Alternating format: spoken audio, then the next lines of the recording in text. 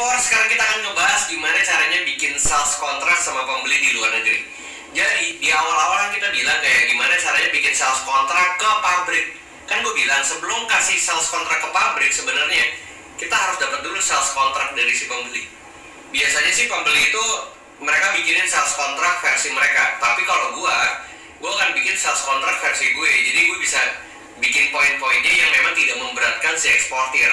Kalau misalnya kita langsung kasih kalau misalnya dia langsung kasih sales kontrak terus kita iya aja, biasanya itu menjadi bahaya juga buat kita, karena nanti takutnya kita nggak bisa nyanggupi, terus dikenain apa dan lain sebagainya, kita nggak tahu. Makanya sales kontrak juga penting. Dan selanjutnya yang bikin penting adalah kalau misalnya kita udah punya sales kontrak atau sales agreement, itu enak, kalian bisa kunci si pembelinya itu dalam rentang waktu misalnya 3 bulan atau 6 bulan, habis itu renewal lagi atau diperbaharui lagi kontraknya. Tapi kalau kalian yakin sama produk kalian itu harganya stabil dan tidak fluktuatif, ya kalian bisa bikin kontrak 1 tahun. Gue dulu bikin kontrak satu tahun juga nilainya waktu itu 1,4 juta dolar. Dan jujur ya, maksudnya dalam waktu 1 tahun gue tenang, tinggal fokus pengembangan bisnis yang lain, karena yang itu udah pasti jalan. Tapi memang kalian harus paham dulu bagaimana kalian dealing sama si pembeli di luar negeri. Habis itu kalian baru kasih sales kontrak yang sama ke si pabrik supaya klausul dan poinnya sama semua. Nah di sini gue ngebahas sales agreement.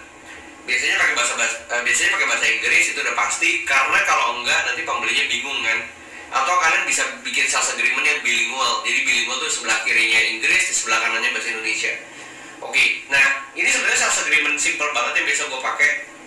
Kayak di sales agreement, the agreement is entered into gitu ya, misalnya tanggal berapa, terus alamat si penjual, alamat si pembeli, backgroundnya seller is manufacturer of or distributor of following product. Nah di sini nama produk kalian nih.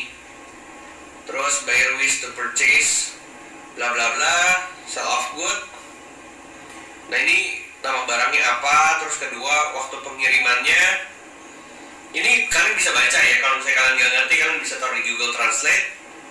Terus purchase price-nya berapa harganya.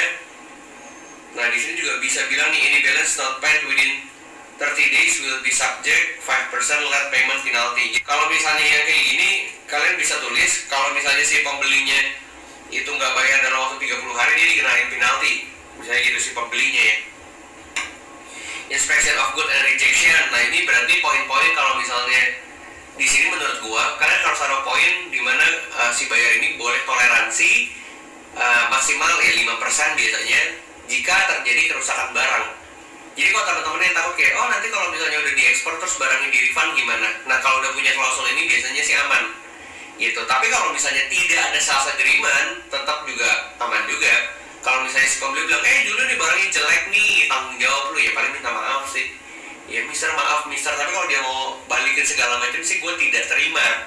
Mendingan kehilangan pembeli daripada dibalikin barangnya.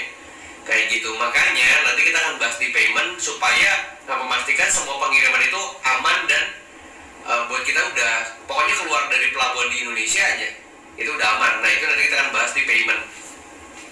Di poin 4 inspection of goods, yang kelima risk of loss. Ini nanti kalian bisa baca sendiri poin-poinnya. Terus delay, termination, disclaimer, banyak deh pokoknya.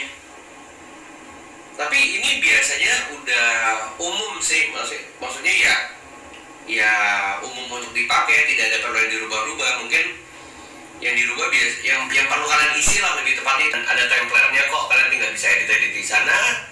Dan menurut gua itu cukup untuk kalian tahu bahwa dokumen itu tidak sesusah yang kalian bayangkan.